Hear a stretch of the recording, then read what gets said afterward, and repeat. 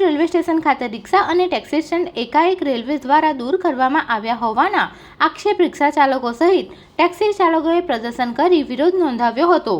વર્ષોથી auto rickshaw ચાલકો Bharuch railway સ્ટેન્ડમાંથી મુસાફરોનું વહન કરતા આવ્યા છે, ત્યારે ગત રોજ ભરૂચ રેલવે સ્ટેશનના સુપ્રિન્ટેન્ડન્ટે અચાનક તમામ રિક્ષા અને ટેક્સી ચાલકોને રેલવે હદથી દૂર કરવા જણાવતા જ રિક્ષા ચાલકોએ અધિકારી પાસે લેખિતમાં પરિપત્ર માંગતા તેઓએ ગલ્લાતલ્લા કર્યા હોવાના આક્ષેપ સાથે પ્રદર્શન કરી આજે 12 કલાકે વિરોધ નોંધાવ્યો હતો।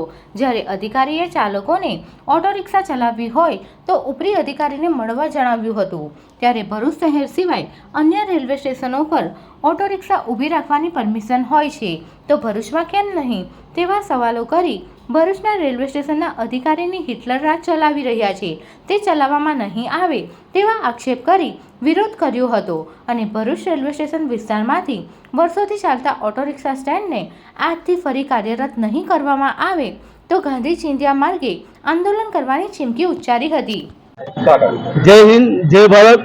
કાલે રેલવે સ્ટેશન ઉપર રેલવેના ઉચ્ચ અધિકારીઓ આવીને અમારા જે 1947 થી જે 2 થી જે અમારા સ્ટેન્ડ છે, જે ટેક્સી પાર્કિંગ છે અને રિક્ષા પાર્કિંગ, બંને પાર્કિંગ અહીંયા કાર્યરત હતા અને અમારા પાસે એની બાઈકગાડી છે, પણ આ લોકોએ તાત્કાલિક સ્ટેન્ડ ખાલી કરાયું। એમના પાસે કોઈ પરિપત્ર નથી, કોઈ ઉપરથી આદેશ નથી। એના સંદર્ભમાં ખુલ્લી દાદાગીરીથી બંને સ્ટેન્ડ ખાલી કરવામાં આવ્યા છે, એ ખોટી વાત છે।